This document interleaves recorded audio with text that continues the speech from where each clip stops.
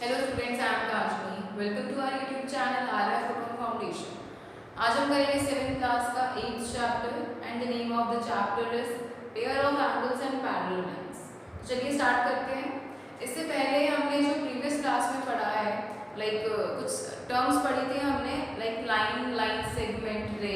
तो एक बार उन्हें रिवाइज कर लेते हैं। सबसे पहले आपने लाइन सेगमेंट। लाइन सेगमेंट क्या होती है? A line segment has two end points.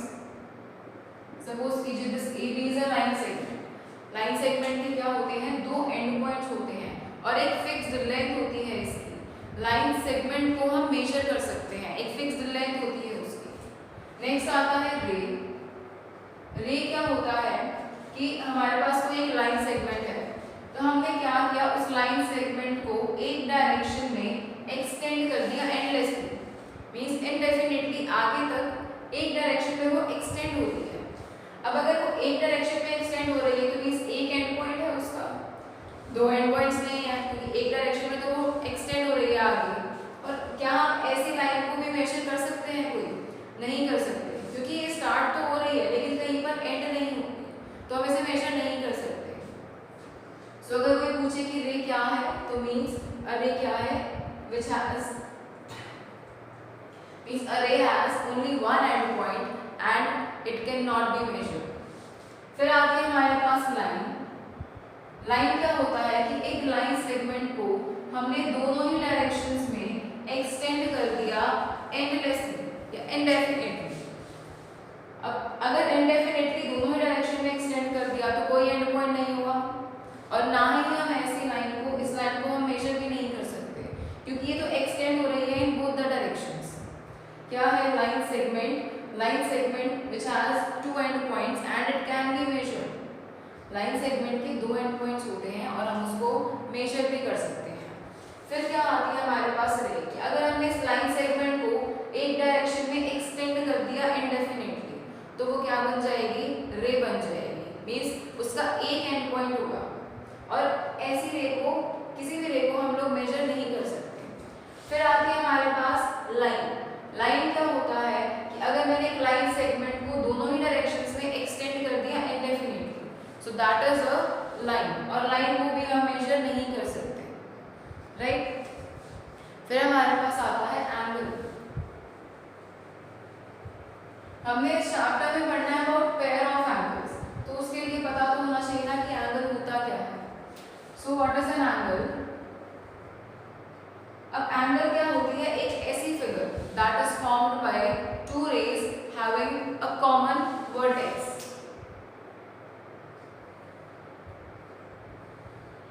ये दो रेज हैं, इन दोनों ही रेज में देखिए, सपोज कीजिए this is A, this is A B and this is C. अब देखो ए बी और ए दो रेज हैं और इन दोनों ही रेज का एक कॉमन वर्टेक्स है ए। तो जब दो रेज जिनका एक कॉमन वर्टेक्स हो, इस तरह से जो फिगर बनती है हमारी, that is known as angle. अब इस एंगल में जो ए बी और ए सी है, वो दो साइड्स हैं इस एंगल की, तो इन ए बी को और ए सी को, these are known as sides या फिर आर्म्स ऑफ एंगल। इन्हें एंगल की साइड या फिर एंगल्स की आर्म कहा जाता है। और जो कॉमन पॉइंट होता है दोनों का, दैट इज ए, इसे बोला जाता है vertex, that is known as vertex of this angle, right? जो दो रेज होती हैं, they are known as arms या फिर साइड्स ऑफ एंगल्स। और जो कॉमन पॉइंट होता है दोनों ही रेज का, जो कॉमन इनिशियल पॉइंट होता है, that is known as vertex of the angle, right? अब इसके बाद आते हैं हमारे पास पेयर्स ऑफ एंगल्स।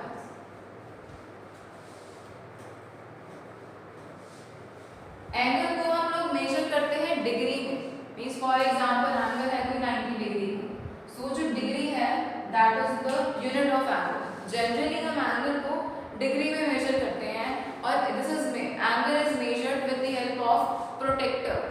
प्रोटेक्टर जिसको हम कॉमनली डी भी बोल देते हैं, वो डी की शेप में होता है, राइट? तो एंगल को हम मेजर करते हैं डिग्री में with the help of protector. फिर आते हैं हमारे पास पेयर ऑफ एंगल्स।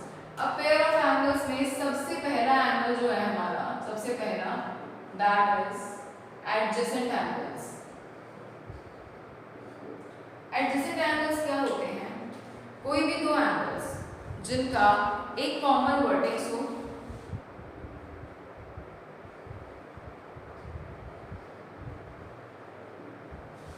और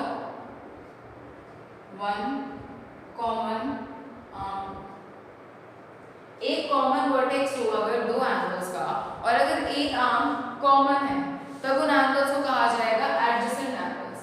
for example this is point O, this is A, this is B and this is C। अब देखो AOB एक एंगल है, BOC भी एक एंगल है। अब इन दोनों ही एंगल्स में देखो angle AOB and angle BOC, इन दोनों एंगल्स में हमने देखा कि जो ये आर्म है OB, ये दोनों ही एंगल्स में कॉमन है। तो जब कोई भी दो एंगल्स में एक आर्म कॉमन हो और कॉमन वर्टेक्स हो, then that angle is known as adjacent angles. और एक चीज AOB एंगल में, इस एंगल में AOB में हमारी दो आर्म्स हैं AO and OB। Similarly BOC में हमारे दो आर्म्स हैं OB एंड OC। अब दोनों में एक आर्म तो कॉमन आ गई OB, जो नॉन कॉमन आर्म्स है ना वो इस कॉमन आर्म के ऑपोजिट साइड होनी चाहिए, तभी एंगल को एडजेसेंट कहा जाएगा। मींस फॉर एग्जांपल अगर मैं बात करूं AOB और AOC की, अब इस एंगल में भी एक वर्टेक्स कॉमन है और AO आर्म जो है ये इसमें भी कॉमन है, लेकिन एंगल AOB और एंगल AOC एडजेसेंट नहीं है। क्यों? क्योंकि जो इनकी नॉन कॉमन आर्म है वो कॉमन आर्म के ऑपोजिट डायरेक्शन में नहीं है। एंगल AOB और एंगल AOC, अब इनमें देखो AOB में दो आर्म्स हैं हमारी AO एंड OB और AOC में दो आर्म्स हैं AO एंड OC। अब दोनों में जो कॉमन आर्म्स है वो है AO, जो नॉन कॉमन आर्म्स है वो है OB एंड OC। अब जो OB और OC हैं वो इस कॉमन आर्म के सेम साइड है, जबकि एडजेसेंट एंगल्स में क्या होना चाहिए कि जो दो नॉन कॉमन आर्म्स हैं वो ऑपोजिट डायरेक्शन में होनी चाहिए। वो कॉमन आर्म की अगर ऑपोजिट डायरेक्शन में है तभी एडजेसेंट है, अदरवाइज नहीं है, राइट। और एक चीज अब देखो AOB और BOC दोनों ही एडजेसेंट है, तो जब मैं इन दोनों एंगल्स को ऐड करूंगी तो मुझे कौन सा एंगल मिलेगा? ये complete angle AOC, means angle AOB plus angle BOC किसके इक्वल होगा? कंप्लीट एंगल AOC के। Means this angle plus this angle will be equal to this complete angle AOC। ये होते हैं हमारे एडजेसेंट एंगल्स। क्या होता है? जिसमें एक वर्टेक्स कॉमन हो, मींस दोनों ही एंगल्स का वर्टेक्स कॉमन होगा, एक आर्म कॉमन होगी और जो नॉन कॉमन आर्म्स हैं वो इस कॉमन आर्म के ऑपोजिट डायरेक्शन में होंगे, तभी एंगल्स को एडजेसेंट कहा जाएगा, अदरवाइज नहीं, राइट। फिर हमारे पास नेक्स्ट पेयर आता है that is complementary angles.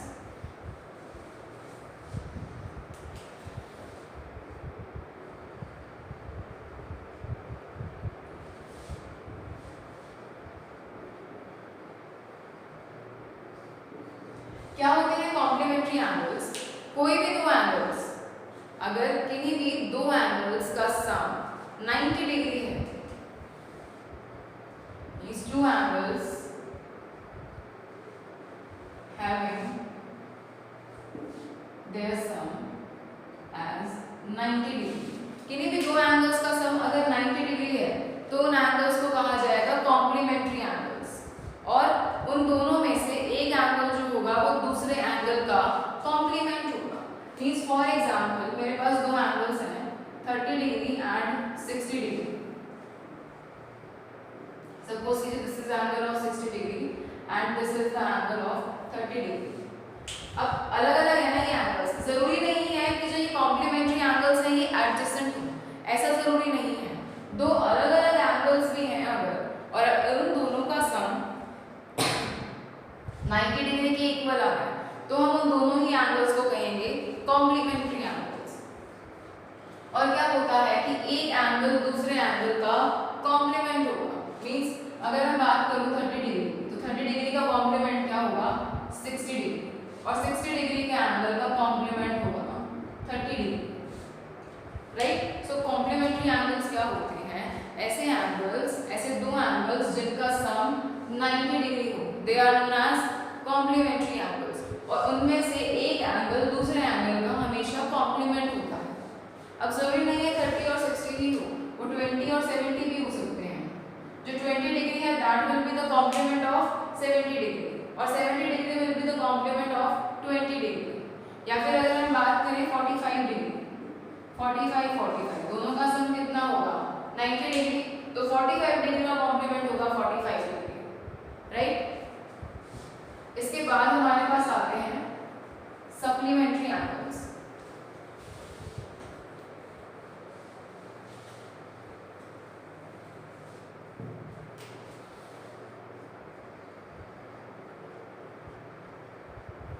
Supplementary angles क्या होते हैं, two angles having their sum as 180 degree. Means कोई भी दो एंगल्स जिनका सम 180 डिग्री हो, they will be known as supplementary angles. ऐसे एंगल्स को सप्लीमेंट्री एंगल्स कहा जाएगा। और इसमें भी सेम है, जरूरी नहीं है कि सप्लीमेंट्री एंगल्स एडजेसेंट हो, वो डिफरेंट भी हो सकते हैं। अब इसमें क्या होता है, देखिए सपोज कि जैसे मुझे एक एंगल दिया हुआ है 70 डिग्री प्लस 110 डिग्री, एक 70 डिग्री एक 110 डिग्री, तो इन दोनों ही एंगल्स का सम कितना हो जाएगा 180 डिग्री। तो ये दोनों ही एंगल्स क्या हैं, एक दूसरे के सप्लीमेंट हैं। क्या है, सप्लीमेंट। मींस 70 डिग्री का जो एंगल है इसका सप्लीमेंट होगा 110 डिग्री, और 110 डिग्री का जो एंगल होगा इसका सप्लीमेंट होगा 70 डिग्री। अब देखो, अब इन दोनों ही पेयर्स में क्या होगा, हमेशा जो दो एक्यूट एंगल्स हैं, अगर मैं कोई भी दो एक्यूट एंगल्स ले लूं, तो वो दोनों acute angles can never be supplementary. Means ये दोनों दो एक्यूट एंगल्स कभी भी सप्लीमेंट्री नहीं होंगे। अगर मैं दो एक्यूट एंगल्स लेती हूँ, means they will be less than 90 degree, तो क्या दो ऐसे एंगल्स जिनको मैं ऐड करूंगी जो कि 90 डिग्री से लेस है, सपोज 80 ही है, तो क्या दूसरा सपोज कीजिए मैंने एक्यूट एंगल ले लिया 70 डिग्री, तो जब मैं ऐसे दोनों एंगल्स को ऐड करूंगी तो वो कभी भी 180 डिग्री के इक्वल आएगा ही नहीं। इसलिए दो एक्यूट एंगल्स कभी भी सप्लीमेंट्री नहीं होंगे, राइट। दूसरी बात कि दो right angles can be supplementary. अब देखो, right angles means angle of 90 degree. अगर दो एंगल्स 90 डिग्री के हैं तो वो सप्लीमेंट्री एंगल्स हो सकते हैं, बिल्कुल होंगे, राइट। और तीसरी चीज ये कि वन एक्यूट, एक acute and one obtuse angle, यही होंगे हमेशा सप्लीमेंट्री। मींस अगर एक एंगल एक्यूट है तो उसका सप्लीमेंट जो होगा वो ऑब्ट्यूज होगा, और अगर एक एंगल ऑब्ट्यूज है तो उसका जो सप्लीमेंट होगा वो एक्यूट होगा, और अगर एक राइट एंगल है तो उसका सप्लीमेंट राइट एंगल होगा, राइट। सप्लीमेंट्री एंगल्स क्या होते हैं, the angles which have their measure, which have their sum equal to 180 degree. Means दो ऐसे एंगल्स जिनका सम, मींस जब मैं उन्हें ऐड करूंगी तो आंसर कितना आएगा 180 डिग्री। तो ऐसे दो एंगल्स को कहा जाएगा सप्लीमेंट्री एंगल्स। अब दो एक्यूट एंगल्स कभी भी सप्लीमेंट्री नहीं होंगे, दोनों राइट एंगल्स हैं तो दे कैन बी सप्लीमेंट्री, और अगर एक एक्यूट है तो उसका सप्लीमेंट होगा एक ऑब्ट्यूज, और अगर एक एंगल ऑब्ट्यूज एंगल है तो उसका सप्लीमेंट होगा एक एक्यूट एंगल।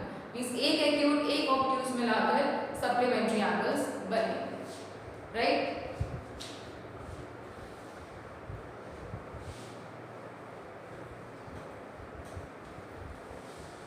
फिर हमारे पास आता है लीनियर पेयर।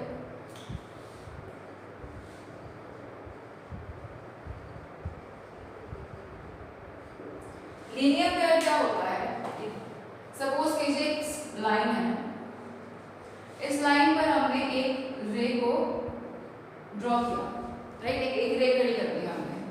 सपोज कीजिए this is line A B, this is C and this is D. A B एक लाइन है, कोई एंड पॉइंट नहीं है ए बी का, this is a line. C D is a ray, C is the starting point, means एक end point है और एक साइड एक्सटेंड हो रही है एंडलेसली, तो means C D is a ray. तो जब मैंने इस तरह से एक स्ट्रेट लाइन पर एक रे ड्रॉ की, अब जो मेरे पास यहाँ पर एंगल्स बनेंगे, देखो दो एंगल्स बने, angle B C D and angle B C A. अब देखो बी सी डी और angle D C A adjacent angles भी हैं। क्यों है एडजेसेंट एंगल्स? क्योंकि इन दोनों ही एंगल्स में जो सी डी आर्म है वो कॉमन है, एक इन दोनों का ही कॉमन वर्टेक्स है सी, और इस सी डी आर्म के अलावा जो दो आर्म्स हैं that is C B and C A, ये दोनों ही आर्म्स कॉमन आर्म के ऑपोजिट डायरेक्शन में हैं, तो ये एडजेसेंट एंगल्स भी हो गए। सो लीनियर पेयर क्या होता है? ऐसे दो एंगल्स जो कि एक स्ट्रेट लाइन पर है और इन एंगल्स का सम कितना होगा? 180 डिग्री, राइट। जब हम एक स्ट्रेट लाइन पर दो या दो से ज्यादा भी हो सकते हैं ये, अगर मैं इन पर यहाँ पर एक स्ट्रेट लाइन पर इस तरह से रे ड्रॉ करूँ और इस तरह से जब दो एंगल्स बनेंगे जो कि एडजेसेंट भी होंगे, तो इन दोनों एंगल्स का सम हमेशा कितना होगा? 180 डिग्री होगा। तो ऐसे दोनों एंगल्स को कहा जाएगा linear pair, means angle BCD और एंगल DCA, ये दोनों ही एंगल्स क्या हैं? लीनियर पेयर है, राइट। ये दोनों ही एंगल्स क्या होंगे? अब देखो लीनियर पेयर में जो एंगल्स हैं हमारे दे आर सप्लीमेंट्री। अगर किन्हीं भी दो एंगल्स का सम अगर 180 डिग्री आ रहा है then they are supplementary angles, और ये ऐसे सप्लीमेंट्री एंगल्स हैं जो एडजेसेंट भी हैं। तो लीनियर पेयर में क्या होता है? ऐसे दो एंगल्स जिनका सम कितना होगा? 180 डिग्री होगा और वो एडजेसेंट भी होंगे। So the supplementary angles, these two supplementary angles which are adjacent, उन्हें क्या कहेंगे हम? लीनियर पेयर कहेंगे, राइट। इसके बाद हमारे पास आते हैं vertical opposite angles. Linear pair में दोनों ही एंगल्स का सम हमेशा 180 डिग्री ही होगा,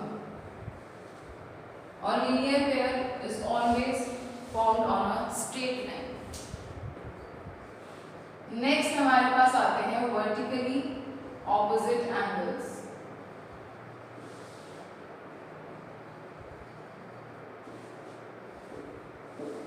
अब वर्टिकली ऑपोजिट एंगल्स क्या होते हैं कि कोई भी दो स्ट्रेट लाइंस हैं which are intersecting at a point. Suppose कीजिए the lines are AB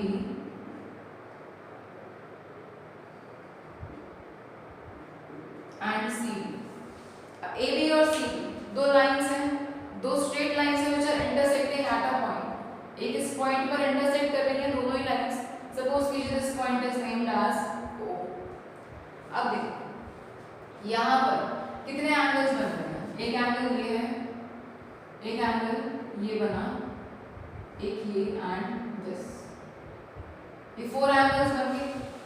अब इनमें से ऐसे दो angles which are not adjacent, अब देखो ये एंगल, सपोज कीजिए this is angle 1, this is 2, this is 3 and this is 4। अब ये एंगल 1 और एंगल 3 ये दोनों ही एंगल्स एडजेसेंट नहीं है, नॉन एडजेसेंट एंगल्स हैं। तो वर्टिकली ऑपोजिट एंगल्स क्या होते हैं कि जब भी दो स्ट्रेट लाइंस इंटरसेक्ट कर रही हैं एट अ पॉइंट, तब जो ये ऑपोजिट एंगल्स बनेंगे मींस एंगल 1 और एंगल 3 ये हमेशा क्या होंगे? इक्वल होंगे। सिमिलरली एंगल 2 एंड एंगल 4 ये भी इक्वल होंगे, means angle BOD will be equal to angle AOC and angle BOC will be equal to angle AOD. जब दो स्ट्रेट लाइंस इंटरसेक्ट करती हैं और at the point of intersection यहाँ पे 4 एंगल्स बन रहे हैं, तो यहाँ जो ऑपोजिट एंगल्स होंगे they are known as vertically opposite angles, और जो ये वर्टिकली ऑपोजिट एंगल्स होते हैं they are equal, means angle 1 और एंगल 3 इक्वल होगा and angle 2 and angle 4 equal होंगे, राइट। और ये क्या है? दोनों ही एंगल्स नॉन एडजेसेंट हैं।